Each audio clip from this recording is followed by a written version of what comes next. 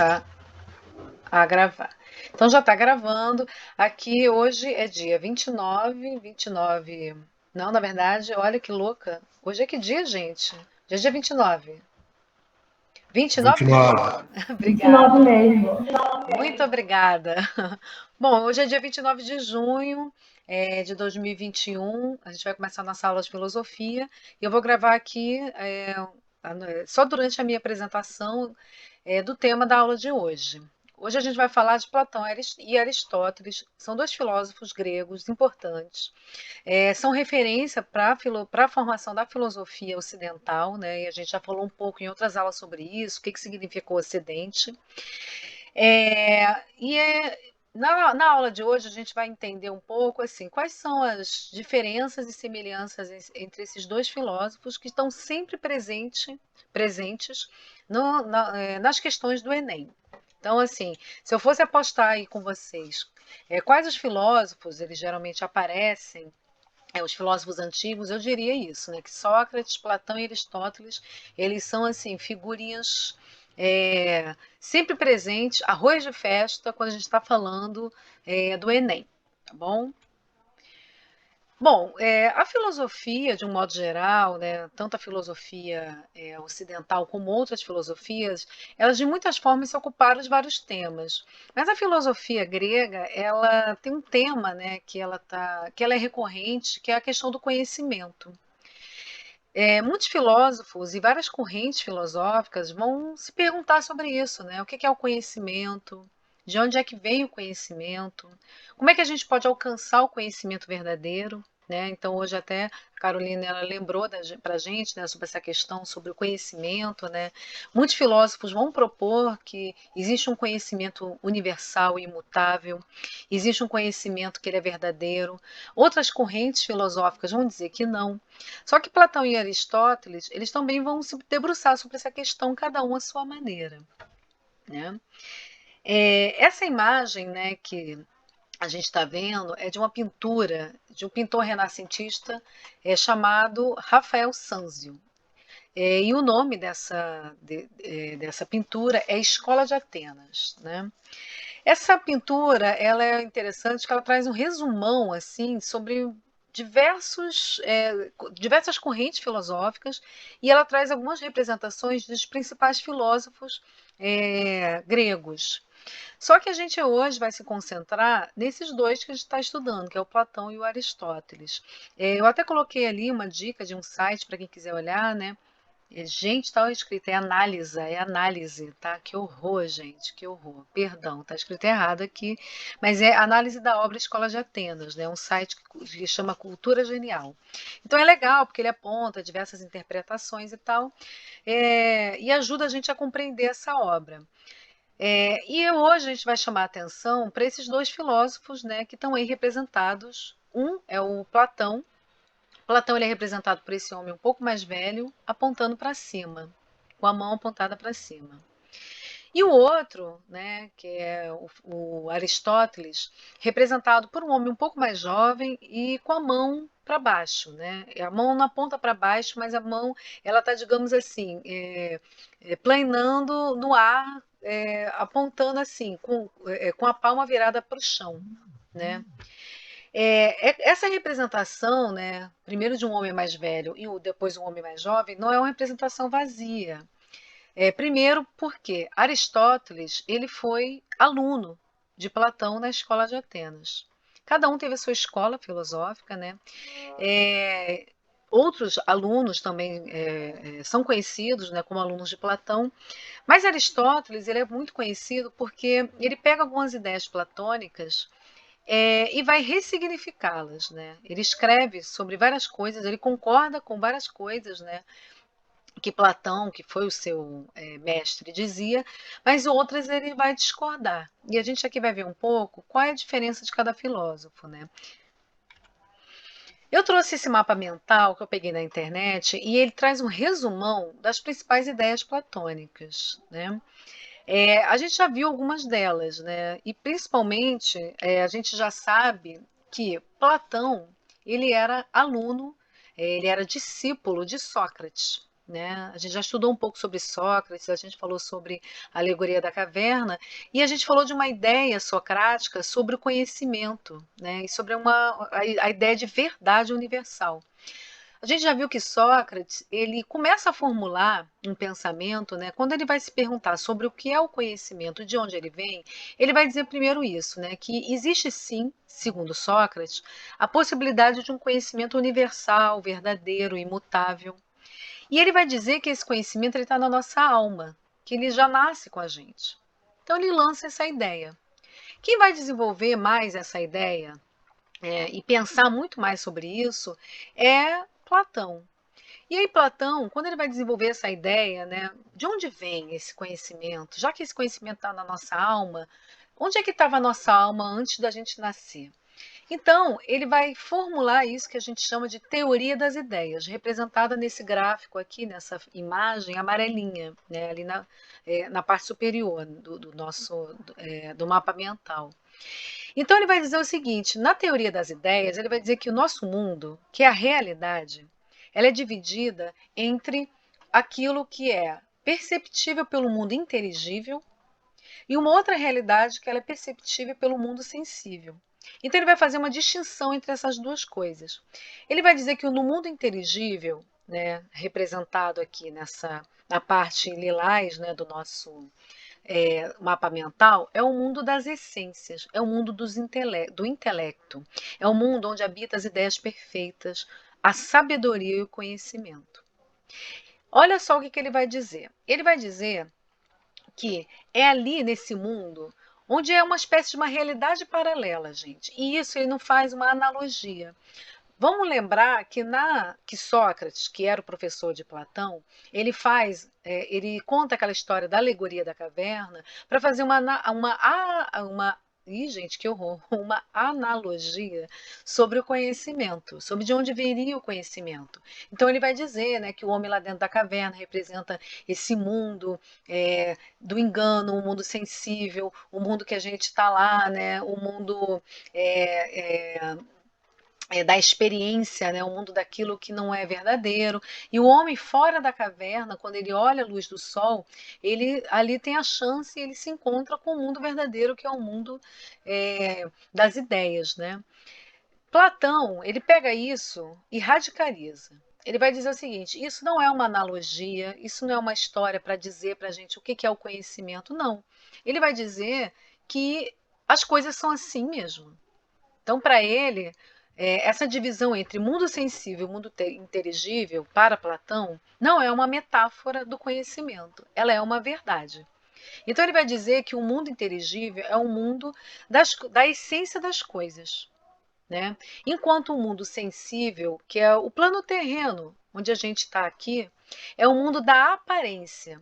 É um mundo onde está os nossos, onde o conhecimento ele é alcançado a partir dos nossos sentidos. Só que ele vai dizer que os nossos sentidos, ao contrário do nosso intelecto, ele pode enganar, eles podem nos enganar. Porque o intelecto, sim, o intelecto é onde está a nossa razão, né? E a razão, sim, a razão, ela pode levar a gente para um conhecimento que é o conhecimento verdadeiro. Os sentidos não, os sentidos eles podem nos enganar, tá? E aí, se a gente olhar agora no outro lado aqui, né, onde ele faz o exemplo, tem uma cadeirinha ali, tá? Existe assim, exemplo, bem embaixo onde está escrito Teoria das Ideias de amarelo, você tem uma representação ali em laranja, né? Então está escrito assim, um exemplo, objeto material. O que ele vai dizer? Que a essência de todas as coisas habita no mundo inteligível.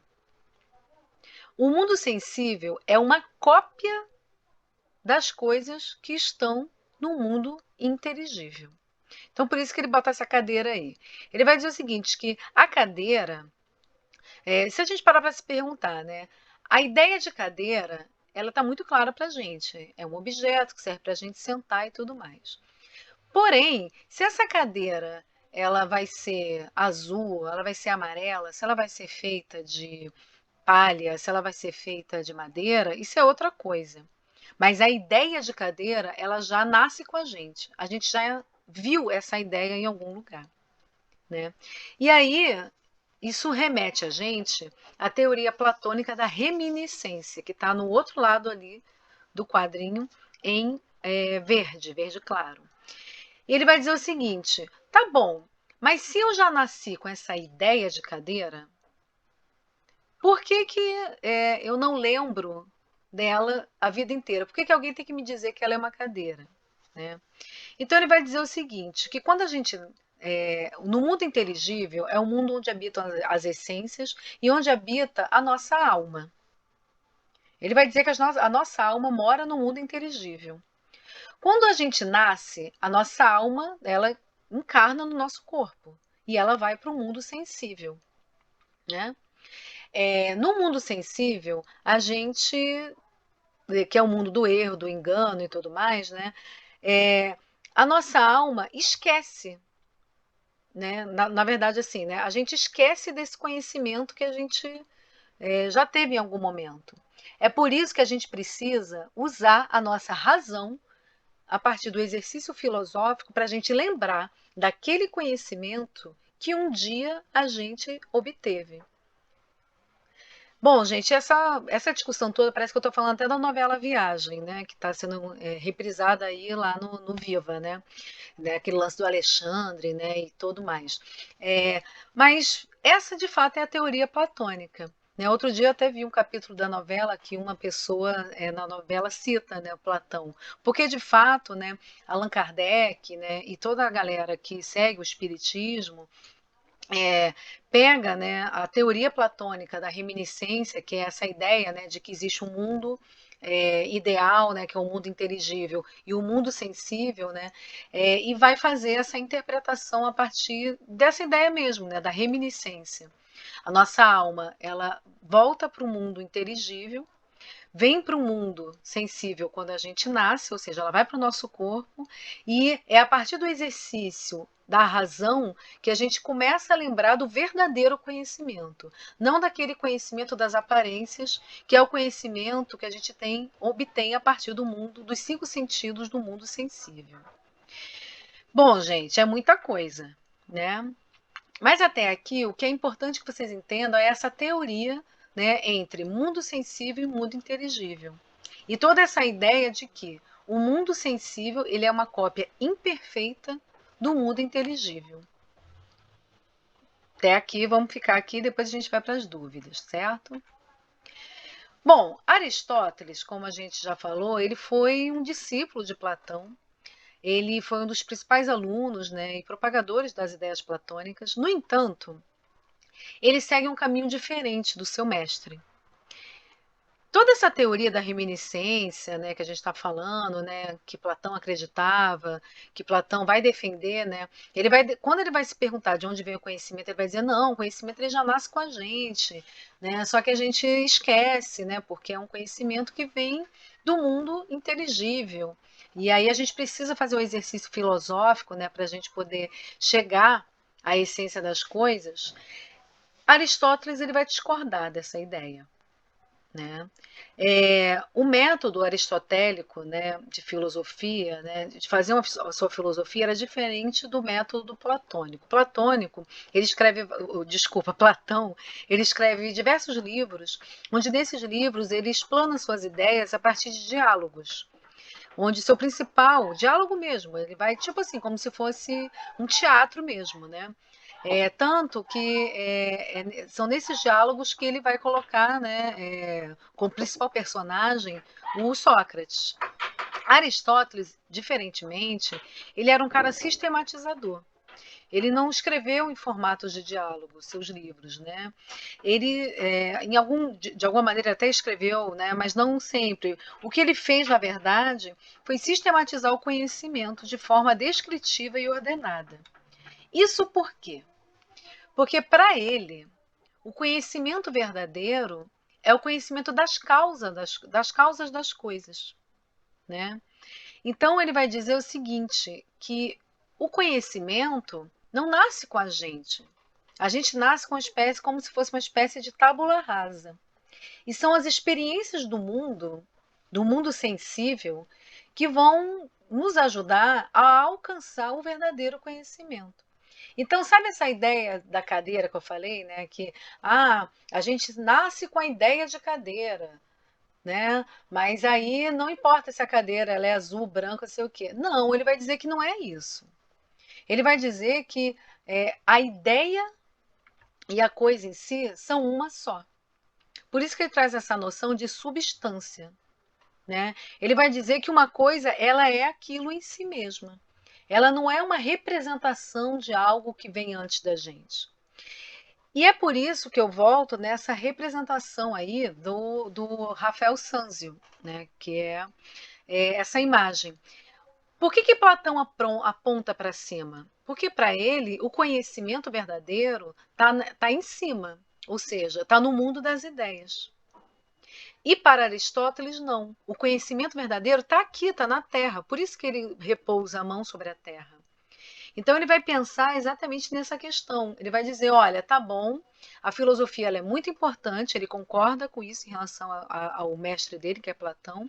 Ele também concorda que o conhecimento verdadeiro é aquele conhecimento que você alcança a partir da filosofia, ou seja, a partir do uso da razão.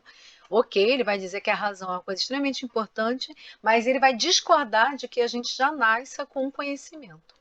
Ele vai dizer que o conhecimento é alguma coisa que a gente vai aprendendo e que os sentidos são extremamente importantes para a gente conhecer.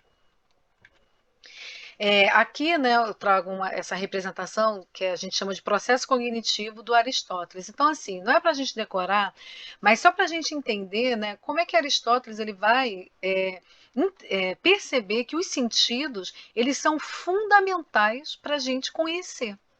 Para Platão, não. Os sentidos eles enganam a gente.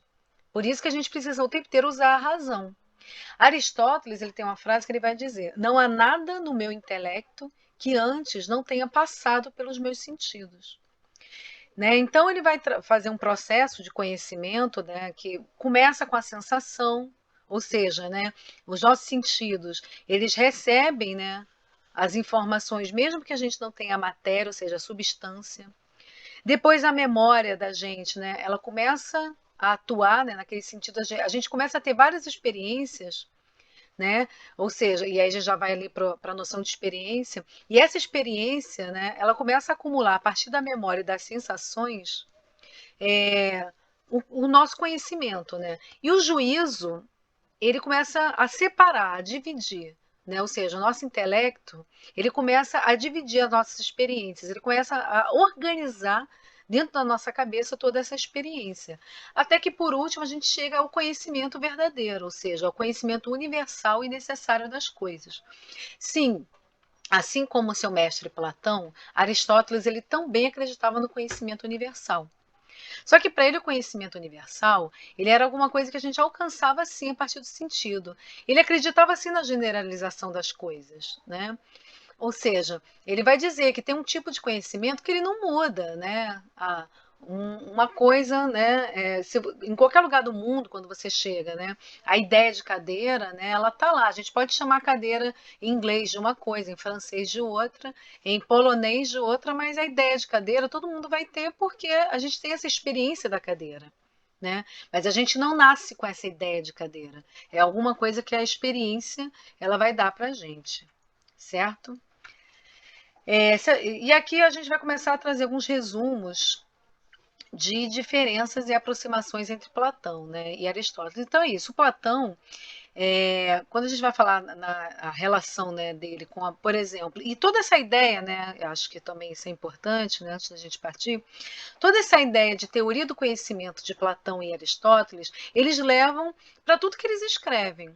Platão e Aristóteles eles vão escrever sobre arte, sobre política, sobre matemática, mas principalmente Aristóteles ele vai se debruçar muito sobre todos esses temas, né? Antigamente, gente, as escolas, a gente quando começou aqui a falar, né, sobre as nossas matérias, né, sobre o nosso vestibular, o pré-vestibular mais nós, a gente estava até reclamando um pouco sobre isso, né? Que é muito conteúdo e é muita coisa. E vocês têm razão. É muita coisa, é muito conteúdo. E antigamente, os primeiros filósofos, eles não estudavam esse conteúdo de forma separada. os conhecimentos, né, o conteúdo, ele era exatamente assim, feito de maneira integrada. Então, por exemplo, Aristóteles, ele escreveu sobre biologia, ele escreveu sobre política, estética, ética. Ele escreveu sobre uma série de coisas, né? E porque o conhecimento ele não era tratado dessa forma. Então, vocês primeiro vão ter aula de geografia, depois vão ter aula de filosofia. Não, eles andavam pelo mundo questionando coisas e falando sobre coisas de modo que eles integravam, né? Tudo isso, né? Só que para Platão, e aí a gente agora pensa nas diferenças, né? Quando a gente fala assim da relação da teoria de conhecimento platônica, onde ele diz assim que o conhecimento verdadeiro é o conhecimento racional, enquanto o conhecimento da experiência, dos nossos sentidos, ele é um conhecimento que ele é enganoso. Ele traz isso uma ideia, digamos assim, utopista, né? Ele vai dizer que o sentido, né, da filosofia é justamente fazer com que o conhecimento ele transforme as pessoas em pessoas boas, em cidadãos bons. Então ele vai dizer que o homem, né, o verdadeiro conhecimento, né, a busca pelo verdadeiro conhecimento, ele tem que ser na alma, no nosso corpo. Então, a ideia dele, por exemplo, de política, de cidadania, estava muito ligada a essa ideia de que o conhecimento ele levaria a gente ao bem, né? Muito mais do que as nossas experiências. Já Aristóteles, ele vê o mundo, ele vê a política e ele vê o conhecimento, né, de modo realista. Ora, já que ele discorda de Platão quando ele diz que o conhecimento, a partir das experiências, ele é sim um conhecimento válido, ele é sim um conhecimento que ele leva a gente ao exercício, né, da razão e ele pode sim melhorar a nossa vida, ele parte de um ponto de vista da realidade. Então, por exemplo, ele vai dizer que o conhecimento, né, ele está muito ligado à nossa ética. No entanto, a prática ética. Então ele vai dizer que a gente precisa, Aristóteles é um cara que ele vai dar muita importância aos estudos. Então ele vai dizer que uma prática ética, ela pode levar a gente a uma ação ética, a uma política, né? E é por isso que o Aristóteles vai dizer que o homem, ele é um animal político. Quando ele diz que o homem é um animal político, ele vai dizer que em sociedade, a partir das experiências, a partir da vivência de uma boa política, de boas práticas de vida, a gente pode sim alcançar ao bem comum. Tá? Para o Platão, não. Para Platão, primeiro, para ele não são todos os homens que vão alcançar esse, né, esse verdadeiro conhecimento. E ele vai dizer que não é a nossa prática que alcança o verdadeiro conhecimento, e sim o exercício do nosso intelecto. Né? E aqui eu trago um resuminho, né, entre Platão e Aristóteles. Então, assim, se a gente pudesse pensar aqui as principais diferenças, né, Platão ele acredita no mundo das ideias. Então ele vai dizer que o mundo das ideias ele é superior ao mundo sensível, ao mundo da experiência. Para Aristóteles, não. Ele parte do mundo da experiência, que é o mundo material. Quando a gente vai falar aqui da questão da beleza, né, a gente também está falando muito sobre como cada um compreende a arte, compreende a cultura, como cada um compreende a relação com os objetos e com o mundo, né? Então, o Platão ele vai acreditar na beleza da alma. Então, ele vai dizer que a beleza da alma ela é superior à beleza do corpo. Então, ele, por exemplo, quando ambos vão falar sobre a relação com a arte, Platão ele acha que a arte ela não é, ela é uma coisa menor. Porque a arte ela nunca vai ajudar a gente a alcançar a real beleza das coisas. Vamos lembrar que para ele, o mundo sensível é uma cópia imperfeita do mundo inteligível. Isso significa que a arte é pior ainda, porque a arte ela é a cópia do mundo sensível, ou seja, a cópia da cópia. Ora, por outro lado, o Aristóteles ele vai dizer o seguinte, que a beleza de um objeto não depende da sua participação, da sua maior ou menor participação, né, numa beleza suprema, superior, absoluta. Né? Ele vai dizer que as coisas em si, os objetos em si, eles também podem trazer representações de beleza. E que essa beleza, ela pode sim ajudar a gente ao. Os objetos podem ajudar a gente, né, e a representação artística, a alcançar o conhecimento verdadeiro. Aristóteles, ele escreve muito sobre arte. Ele acredita que a arte ela pode sim ajudar a gente a alcançar o conhecimento verdadeiro. Platão também, né, já no penúltimo quadro, ele vai dizer que a contemplação da beleza é como essência de uma recordação, ou seja,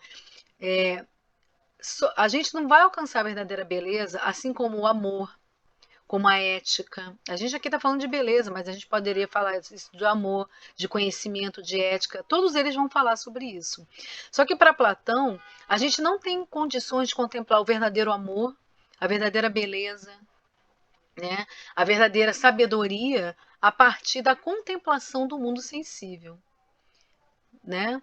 E sim a partir do exercício racional e filosófico, para que a gente recordasse, alcançasse o máximo possível, né? E se recordasse da essência, da beleza, do amor que a gente conheceu, que a nossa alma conheceu quando ela habitava lá um mundo inteligível. Aristóteles, por outro lado, ele vai dizer que não, o belo consiste na grandeza e na ordem, portanto, ela é um organismo vivo e pequeníssimo. Ele vai dizer o seguinte, que a gente pode alcançar a verdadeira beleza, o amor e a sabedoria a partir do mundo sensível, né? Ele vai dizer que a gente poderia, não a partir dos pequenos objetos e das coisas, mas a partir da maneira, do momento que a gente compreendesse a ordem de todas as coisas, né? Então ele vai dizer que o belo ele pode ser alcançado a partir disso, assim como o amor, né?